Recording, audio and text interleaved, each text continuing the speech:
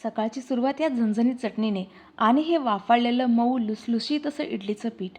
वा बघा कशी मऊ आणि लुसलुशीत इडली तयार झाली आहे. अगदी कापसासारखी पांढरी शुभ्र आणि स्पंजी. आणि तुमच्या छोट्या बाळासाठी मऊ डाळ इडलीचा नाश्ता. तर सुरुवात करूया रेसिपीला. रात्रीचे इडलीचं पीठ मी बनवून ठेवलं होतं आणि रात्रभरमध्ये हे असं मस्त फुगून आलेलं आहे. यामध्ये थोडंसं मीठ घालून मी याला व्यवस्थित मिक्स करून घेत आहे. आता या इडलीच्या प्लेट्समध्ये मी थोडंसं तेल टाकून यांना व्यवस्थित असं तेल लावून घेणार आहे. व्यवस्थित असं प्रत्येक खाच्याला तेल लावून घेतल्यामुळे शेवटी माझ्या इडल्या इथे चिटकणार नाहीत. मी दोन्ही प्लेटला असं तेल लावून घेते आहे. आता एक एक करून या साच्यामध्ये हे पीठ मी छान ओतून घेत आहे. माझ्याकडे हा मोठा चमचा होता, यामुळे हे साच्यामध्ये पीठ टाकणं अगदी सोपं होतं. आता दोघी प्लेटमध्ये हे पीठ व्यवस्थित ओतून झाल्यानंतर कढईमध्ये ह्या दोघी प्लेट आपल्याला व्यवस्थित ठेवायच्या आहे बरं का. त्यामुळे इथे व्यवस्थित असं सांडणार नाही असं पीठ मी भरून घेत आहे.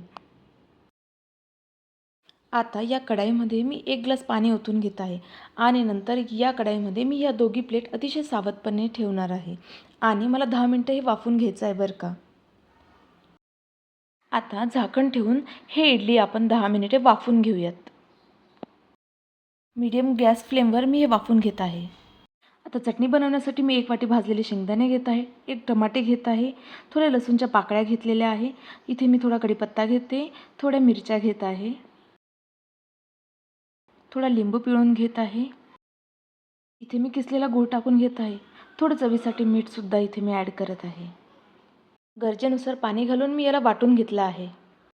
आता माझ्या लहान बाळालासुद्धा इडली खाता यावी यासाठी मी त्याच्यासोबत थोडं वरणही बनवते आहे. त्यासाठी मी थोडा कांदा, टमाटा, थोडे बटाटे आणि मुगाची डाळ इथे घालून थोडं जिरं आणि हळद घालून कुकरमध्ये याच्या 2 ते 3 शिट्ट्या घेऊन घेत आहे.